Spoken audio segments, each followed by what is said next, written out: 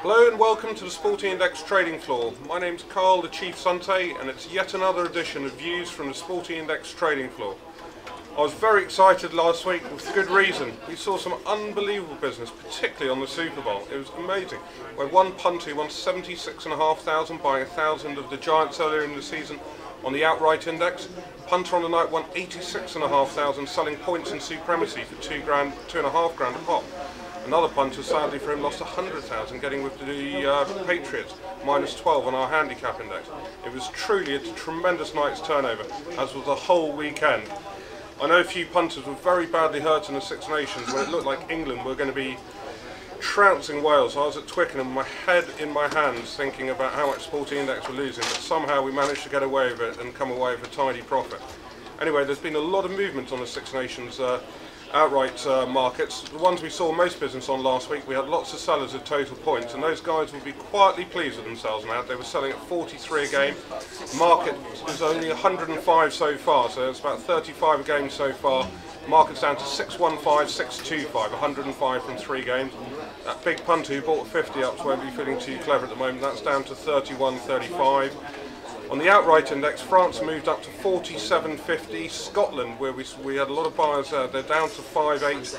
England 21.24. We did have quite a lot of people opposed England, so we need them to buck up their ideas this week. Anyway, remember that index is a 60, 40, 20, 10, 5 index. Anyway, this weekend's games, we've got the big one down in Cardiff, the Millennium Stadium, Wales v Scotland. The punters like Wales again now, after last week completely opposing them. We were 7-10 there. Now we've gone 8-11. We had a £500 buyer of Wales at 10, and we don't particularly want to get too much against them, so 8-11 I think is the level we're going to remain at. Total points 40-43. Not a lot of business there so far, and I couldn't really call on that one myself. I have to say that the average winning margin in this fixture in the last 10 meetings is 14, so one side always seems to win by 14 more points in the last day. It's never been less than 14 in the last 10 meetings. France v Ireland later on Saturday afternoon. This could be a cracker. This was about 79 points in this one last time. I think it was 41-38, something like that. Ireland very nearly came back and won that game when they were completely out of it. We're 12-15 France. We were 11-14. The punters liking the French after a solid performance against Scotland last week. We've had a £1,000 buy there at 14 that's moved that price up. I should imagine that's going to be a pretty stable price now. And total points were 41-44 down to 40-43. A few sellers there, probably on the back of a solid French defensive performance, and not a bad Irish one either.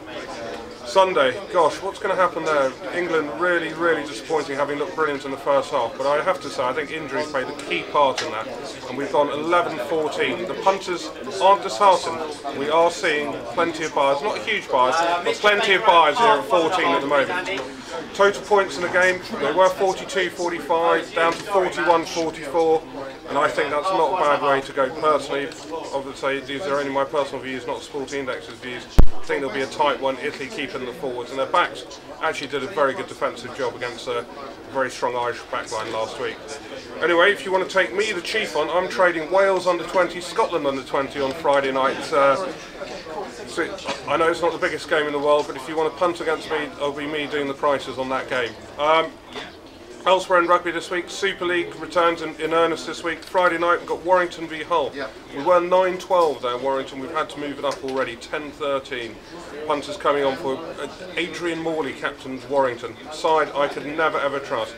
Some of my biggest wins and biggest spread betting wins on Rugby League and biggest spread betting losses on Warrington. I don't know what Warrington will turn up ever.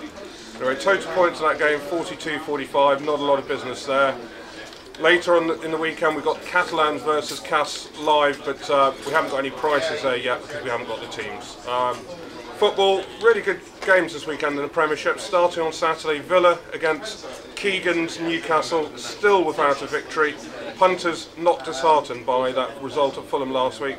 I think they don't really rate Newcastle at the moment. So we were 0.5, 0.7, we're now 0.6, 0.8 Villa over Newcastle, and that's because of the result of a £10,000 a point buyer there. 3 o'clock, we're doing a live game, bottom of the table, very big game between Sunderland and Wigan. We've seen sellers of goals there. We were 2-4, 2-6, we're now down to 2.3, 2.5. Obviously anticipating a tight, nervous relegation battle there. Sunday, it's not quite Super Sunday, but there are 2 super games. We've got United against City, 1.6, 1.8 United over. We were 1.5, 1.7 there, but the punters can't get enough of United at the moment. We got slightly stung at Spurs last week, but I think that was a minor blip. United have won 12 in a row at home. That's a club record, going for 13 in a row at home. So you can't blame the punters there. It's been 34 years since City won at Old Trafford in the league, and that was when Dennis Law did a wonderful back flick and relegated United at the same time. Anyway, one other stat to remember is the last 6 in this game have been draws at Old Trafford in the Premier League, which is an interesting stat, but United are playing that well at the moment. Total goals 2-7-2-9. We were 2-8-3 there, sellers of that market surprisingly, considering how good United are at the moment. But City's defence seems fairly solid, and United's defence has been brilliant all season. Bookings 46.50 up to 48.52. Okay. It's obviously a derby, they don't like each other in this one at all, but you've got Howard Webb, the referee, averages 35 there, so I'd be cautious if I was a buyer there.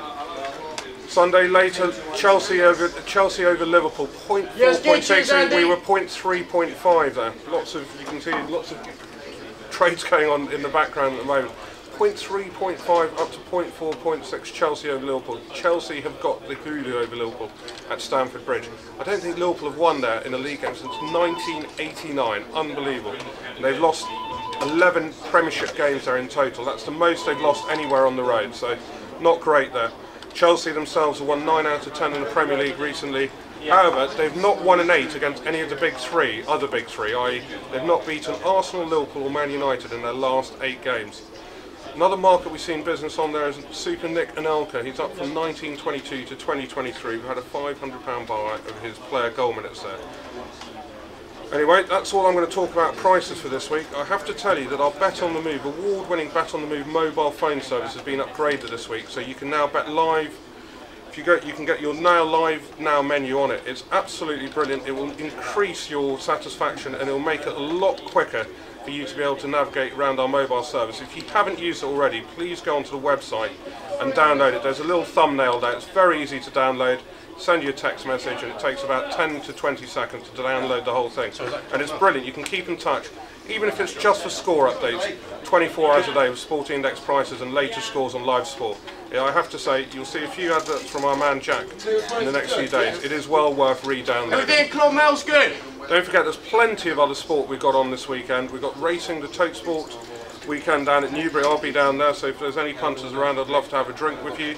Got the CB Cricket Series, you've got the golf, 3 golf tournaments. Our golf traders, you must check out their service. They provide unbelievable service. 3 tournaments this week, AT&T, the Alliance Championship, which is the American Seniors Tour, and the Indian Masters Golf.